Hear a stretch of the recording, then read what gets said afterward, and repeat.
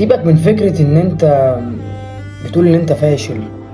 اجتهد يا عم، اجتهد مش علشان نفسك، اجتهد علشان في ناس كتير قوي قرايبك عايزين يفرحوا بيك، كتير جدا، كتير قوي.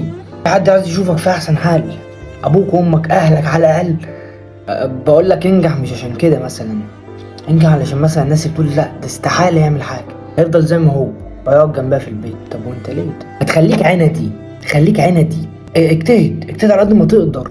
المهم ان انت تجتهد، المهم ان انت تقول قصاد ربنا وقدام نفسك ان انا اجتهدت وعملت اللي عليا، حتى لو ربنا ما رزقكش بس انت عملت اللي عليك. اسمع مني، مش هتندم حاجة. بدل ما انت قاعد ما بتعملش اي حاجة، في رياضة بتعملها اتمرن، في هدف عايز توصل له في التعليم ما تذاكر. بتعمل ايه؟ معكش فلوس؟ اشتغل واصرف، طور من نفسك ووصل. بص، يعني مفيش حاجة مستحيلة.